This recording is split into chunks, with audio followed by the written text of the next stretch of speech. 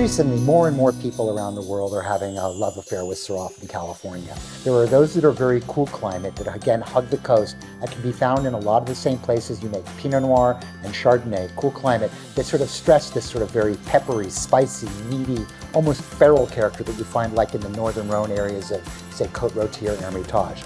Then there are those that seek a slightly warmer climate and do so for two reasons. Number one, they're looking for a more broad-shouldered, fruit-driven style, more akin to what you would find in Australia. And then finally, there are those Syrahs which are made in a bigger style, but also made not so much to be by themselves, but to be part of a Rhone-style blend assembled with Grenache and other grapes to make a fuller flavored, but interestingly and quite complex style of wine. Let's take a quick little journey with Syrah across the state. Let's start in the north again, in the north coast, then move to the central coast, and then obviously finish once again in the south. Sonoma Coast and the cooler areas of it around Fort Ross Seaview are where you're going to find a lot of these sort of very peppery, meatier styles of Syrah. As you move down to Sonoma County, in parts of the Russian River, and again along the coastal areas, you're going to find good cool climate Syrah. If you go to Carneros, again, split between Napa and Sonoma County, there are some excellent examples of Syrah made. You look at people like Lee Hudson, he's done a really good job there. Moving further south, you'll find some good examples in the Santa Cruz Mountain area. Move further south down to the Santa Lucia Highlands, where some of the most sought after Syrah in the state can be found, albeit in very small, diminutive quantities. And then as we move into Paso Robles, you find really the home. This is really the sweet spot today of where California's Rhone empire is happening. And Syrah, both as a pure play variety wine, as well as a blended wine, excels in the Paso and San Luis Obispo areas. And then finally, as you move south to the south central coast, you're going to find it in Santa Barbara County, in the Santa Rita Hills, some of the most cool climate Syrah in the entire state. But if you even move eastward into areas like Ballard Canyon and Happy Canyon, you can find some really well-made examples of this grape. The wine that I've chosen to show you today comes from Melville Winery. Melville Winery is owned by Chad Melville and his father and have been around for a while.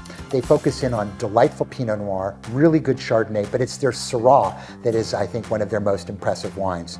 This particular bottling comes from the Santa Rita Hills, and it's an area that's really known for Syrah these days. It's the coolest of the areas in Santa Barbara County. However, it's a grape that does well across many places. I'm also a fan of what's going on in Santa Maria and other parts of the county, and as I mentioned earlier, you can find super examples in Ballard Canyon and Happy Canyon too. Let's go ahead and taste this wine because I think it's very emblematic of what's going on in this part of the world. Right off the bat, I can tell it's super cool climate. Why? Because it's not this sort of big fruit-driven style of which you can find, but it's really lower key. It's herbal. It's a little bit green. It's green peppercorn. It's black peppercorn. It's spicy. It's meaty. It's smoky. It's got a nose of charcuterie. And it smells to me very much like you would expect to find in, say, Cornas or something like that.